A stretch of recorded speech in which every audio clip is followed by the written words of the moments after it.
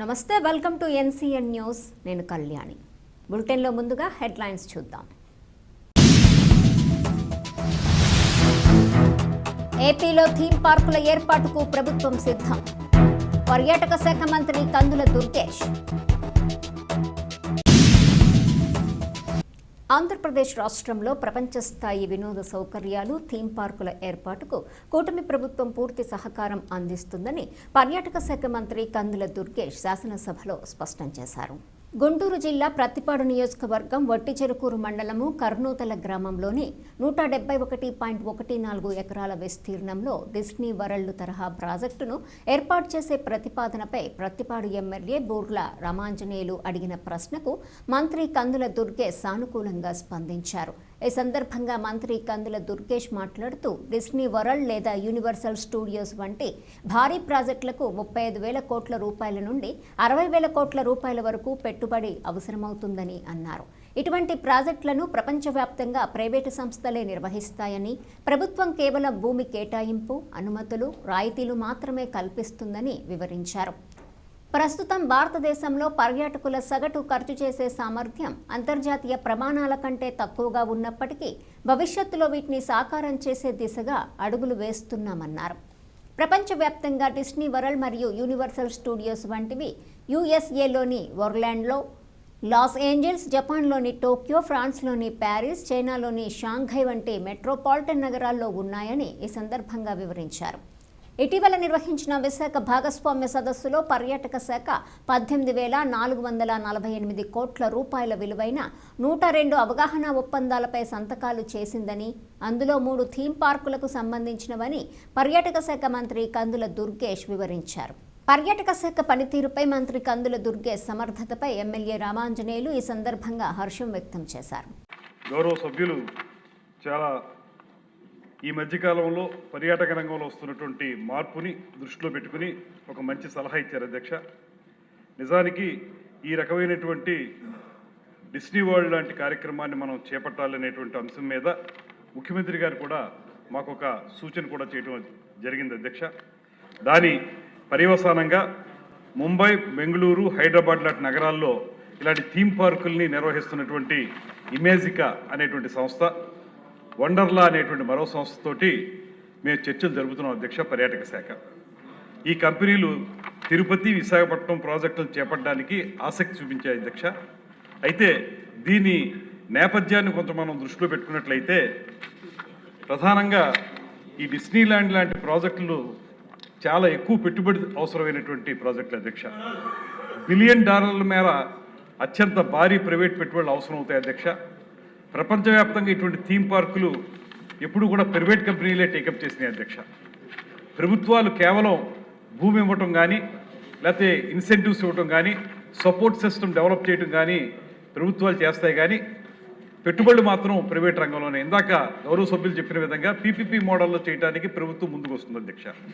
దాని ప్రకారమే 2024-29 మన పర్యాటక విధానం ఏదైతే ఉందో దాని ప్రకారంగా ఎలాంటి ప్రాజెక్టులు కానీ, 5 స్టార్ హోటల్స్ కానీ, ఇతరత్ర పర్యాటక రంగానికి సంబంధించినటువంటి కార్యక్రమాలను చేపట్టడానికి, ప్రోత్సహించడానికి కూడా ప్రభుత్వం అనేక రాయితీలను ప్రకటించింది అధ్యక్ష. అందులో ప్రధానంగా 40 కోట్ల వరకు 5% నుంచి 10% వరకు ఫిక్స్డ్ క్యాపిటల్ ఇన్వెస్ట్మెంట్ సబ్సిడీ కానీ, 100% స్టాంప్ డ్యూటీ రియంబర్స్మెంట్ కానీ, 100% ల్యాండ్ కన్వర్షన్ ఫీజు ఎగ్జంప్షన్ కానీ, అదేవిధంగా ఇండస్ట్రియల్ టారిఫ్ ప్రకారం విద్యుత్ ఖర్చులు ఏముంటాయో ఎలక్ట్రిసిటీ ఛార్జెస్, పవర్ ఛార్జెస్, వాటి రియంబర్స్మెంట్ కానీ, 7 నుంచి 15 ఏళ్ల పాటు 100% SGST రియంబర్స్మెంట్ కానీ, అదేవిధంగా 3 ఏళ్ల పాటు ఈపీఎఫ్, ఈఎస్ఐల్లో 50% నుంచి 100% వరకు రియంబర్స్మెంట్, మెగా మరియు అల్ట్రా మెగా ప్రాజెక్టుల కోసం కేస్ బై కేస్ ఆలోచించి వాళ్ళకి చాలా సపోర్ట్ ఇవ్వటం, అదేవిధంగా పారిశ్రామిక హోదా కల్పించడం వల్ల పరిశ్రమలకు ఏ రకమైనటువంటి రాయితీలు వస్తాయో అవన్నీ ఇవ్వడం ద్వారా ఈ కార్యక్రమాన్ని ఏర్పాటు చేయడం జరుగుతుంది అధ్యక్ష. అయితే దీన్ని చేపట్టాలంటే కావలసినటువంటి చాలా పెద్ద ఎత్తున మనకి పెట్టుబడులు అవసరం అధ్యక్ష. మీరు చూస్తే ప్రపంచవ్యాప్తంగా డిస్నీ వరల్డ్ లేకపోతే యూనివర్సల్ స్టూడియో వంటివి Orlando, Los Angeles, Tokyo, Paris, Shanghai ఇలాంటి మెట్రోపాలిటన్ సిటీస్లో మాత్రమే ఈ డిస్నీ ల్యాండ్ లాంటివి ఉన్నాయి అధ్యక్ష. వీటికి ఖర్చు సుమారుగా 35,000 కోట్ల నుంచి 60,000 కోట్ల వరకు అవుతుంది అధ్యక్ష. దానికి ఎలా ఖర్చు పెడతారంటే ఎప్పుడైనా సరే డిమాండ్ సప్లై అనే దాని మీద ఆధారపడి ఉంటుంది కనుక ఇంత ఖర్చు పెడితే దాని రిటర్న్ వస్తుందా లేదా అనేటువంటి ఆలోచించాలి. ఆ దేశాల్లో ఆ రకమైన రిటర్న్ వస్తుంది.